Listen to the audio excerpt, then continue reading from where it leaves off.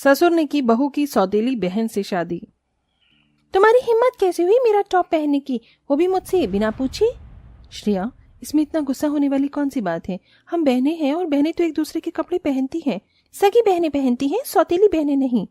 सही कह रही है मेरी बेटी, तू इसकी सगी नहीं सौतेली बहन है। कोई बात नहीं श्रेया बेटा, मैं तेरे लिए नया टॉप ले आऊंगी, तू गुस्सा मत हो। अपनी माँ और छोटी बहन की बात सुन हेमा को बहुत दुख होता है और वो रोते हुए अपने कमरे में आ जाती है। हेमा की माँ साधना का हेमा के बचपन में ही देहांत हो गया था, जिसके चलते हेमा के पिता राघव ने रमा से दूसरी शादी की थी। लेकिन रमा हेमा को बिल्कुल भी पसंद नहीं करती थी। वहीं जब रमा की बेटी श्रेया हुई तो वो भी अपनी बड़ी सौतेली बहन से हमेशा नफरत करती आई है। क्या हुआ हेमा, आज काफी उदास लग रही हो? वही हुआ जो रोज होता है। हेमा, जब तुम जानती हो कि वो लोग कैसे हैं तो क्यों उनकी बातों को दिल पर लगाती हो? वैसे तुम्हें गुड न्यूज दूं, मैंने पापा को अपने और तुम्हारे बारे में सब कुछ बता दिया। तुम सच कह रहे हो? हाँ मेरी जान, और पापा ने तो ये भी कहा है कि वो संडे तुम्हारे घर आएंगे तुम्हारे पापा से हमारे रिश्ते की बात करने। जय की बात सुन हेमा उसके गले लग जाती है। जय और हेमा एक दूसरे को काफी लंबे समय से डेट कर रहे थे। समय गुजरता है और संडे के दिन जय अपने पिता संजय के साथ हेमा के घर जा पहुंचता है। भाई साहब, जब बच्चों ने एक दूसरे को पसंद कर लिया है तो हम लोग क्या कहें, हमारी तरफ से तो ये रिश्ता पक्का है। अरे इसी बात पर मुंह मीठा करते हैं। रमा, श्रेया, जल्दी से मिठाई ले आओ। राघव की बात सुन श्रेया रमा मुंह बनाते हुए किचन में जाते हैं। कितना लंबा हाथ मारा है इसने। पता है इस लड़के के बाप के पास कितनी प्रॉपर्टी है। शादी के बाद तो ये राज करेगी, राज। फिक्र मत करो, ये रिश्ता तो मैं किसी भी कीमत पर होने नहीं दूंगी। अब देखो मैं क्या करती हूँ। श्रेया मिठाई खिलाने के बहाने जय के हाथों को छूने लगती है, जिससे जय को काफी अजीब लगता है। तभी एक बात से मैं बड़ा खुश हूँ, आप लोगों के साथ साथ मुझे एक छोटी सी बहन भी मिल गई। हमेशा सोचता था कि काश मेरी भी कोई बहन होती, लेकिन श्रेया ने मेरी बहन की कमी पूरी कर दी। जय की बात सुन श्रेया और रमा का फिर से मुंह बन जाता है और दोनों गुस्से में चली जाती हैं। इस लड़के ने तो तुझे अपनी बहन मान रखा है, अब क्या करे बेटा। मैं शायद आपको याद नहीं, उसके पास जितनी भी प्रॉपर्टी है वो सब उसकी नहीं उसके बाप की है। और जहां तक मुझे लगता है कि अभी उसके बाप ने उसके नाम प्रॉपर्टी नहीं की होगी, इसीलिए जिसके पास प्रॉपर्टी है उसके पास जाने में फायदा है, ना कि जो उस प्रॉपर्टी के पैसों पर ऐश कर रहा है उसके पास। श्रेया बेटा, मैं तेरी बात समझी नहीं, आप बस देखती जाओ।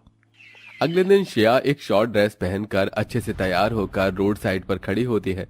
तभी वहां एक बड़ी सी गाड़ी आकर रुकती है, जिसके अंदर से संजय निकलता है। अरे श्रेया, तुम यहाँ क्या कर रही हो?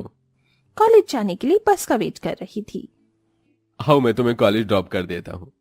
श्रेया संजय की कार में बैठ जाती है और पूरे रास्ते संजय को घूरती है, जिससे संजय को काफी अजीब महसूस होता है। और अब श्रेया हर रोज संजय की ऑफिस टाइम पर उसी जगह जाकर खड़ी हो जाया करती थी, जिसके चलते संजय अब हर रोज श्रेया को कॉलेज छोड़ने आता।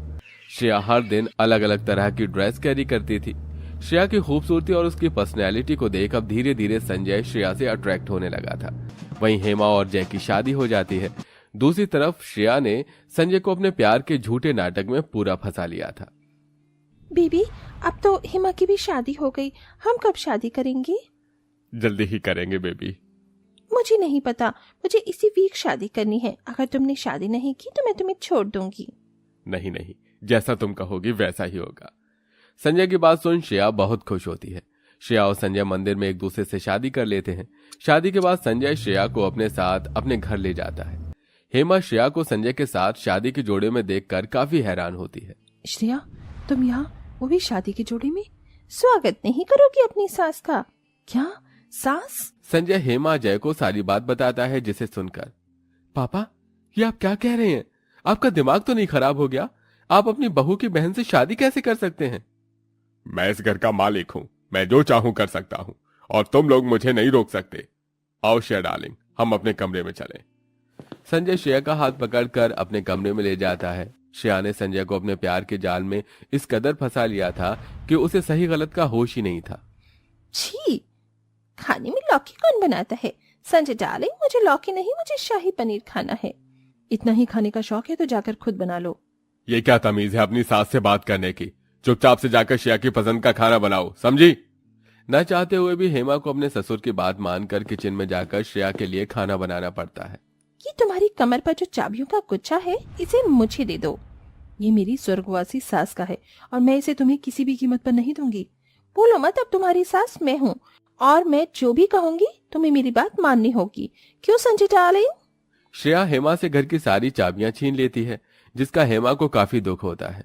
जब से श्रेया हेमा की सौतेली बहन से सास बनी थी, तब से उसने श्रेया का हर पल जीना हराम कर दिया था। क्यों गाइस, मजा आ रहा है ना पार्टी में? हाँ यार, बहुत मजा आ रहा है। श्रेया घर में अपनी सभी सहेलियों के साथ लाउड म्यूजिक में पार्टी कर रही होती है। तब भी वहाँ गुस्से में हेमा आती है। श्रेया, ये घर है हमारा, कोई पार्टी हॉल नहीं। म्यूजिक की आवाज कम करो। क्या कोई बहू सास से ऐसी बात करती है? चलो जाओ और मेरी सहेलियों के लिए एक अच्छा स्नैक्स बनाकर लेकर आओ। मैं कोई तुम्हारी नौकरानी नहीं हूँ जो तुम्हारी हर बात मानो। नौकरानी का तो पता नहीं, पर तुम मेरी बहू हो और बहू तो सास की सारी बात मानती है ना? श्रेया की बात सुन मजबूरन हेमा को श्रेया और उसकी सहेलियों के लिए स्नैक्स बनाने पड़ते हैं।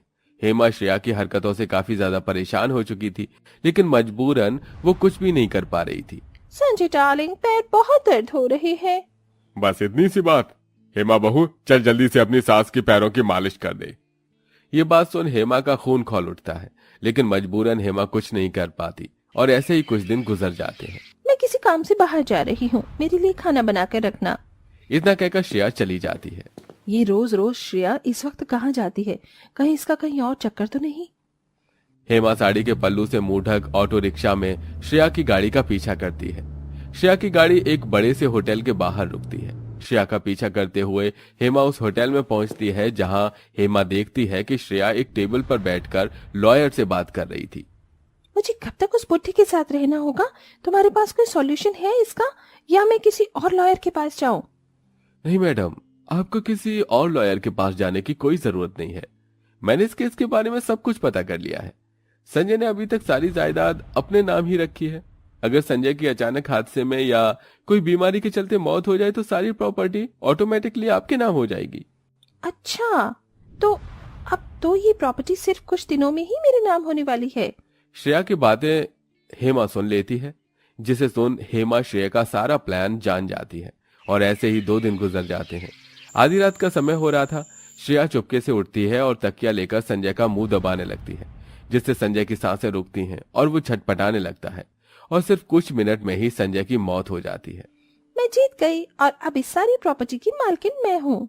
ये कहते हुए श्रेया जोर जोर से हंसने लगती है। तभी अचानक उसके कमरे की लाइट्स ऑन होती हैं और उसके सामने जय, हेमा पुलिस के साथ खड़े होते हैं। वहीं संजय भी अचानक उठ जाता है। ये सब देख श्रेया काफी हैरान होती है। तुम जिंदा हो? तुम तो तुम्हें लगा कि मैं मर गया, लेकिन मैं जिंदा था। मैं जानती हूँ तुम्हें कुछ समझ नहीं आ रहा होगा, इसलिए मैं तुम्हारा सारा कंफ्यूजन दूर करती हूँ। हेमा, तुम्हारा दिमाग तो नहीं खराब हो गया है? तुम अपनी सौतेली बहन से अब इस कदर जलने लग गई हो कि तुम उस पर इतना बड़ा झूठा इल्जाम लगा रही हो। पापा, मैं उस पर कोई झूठा इल्जाम नहीं लगा रही हूँ, मैं सच कह रही हूँ। मुझे कसम है अपने सुहाग की। बस एक बार आप मेरी बात पर यकीन करके तो देखिए। हेमा संजय को सारी बात बता देती है, जिसे न चाहते हुए संजय हेमा पर भरोसा करता है और इन सब नाटक में हेमा का साथ देता है, जिसके चलते अब संजय के सामने उसकी सच्चाई आ जाती है। सबके सामने अपना पर्दाफाश होता देख श्रेया रोने का नाटक शुरू कर देती है। मैं जानती हूँ मुझसे गलती हुई है, आप सब लोग मुझे माफ कर दीजिए। सौतेली होने के बावजूद भी मैंने हमेशा तुम्हें अपनी सगी बहन माना और तुमने मेरे साथ ऐसा किया। अपने ये मगरमच्छ के आंसू हमें दिखाने की कोई जरूरत नहीं है। इंस्पेक्टर साहब, इसे ले जाइए।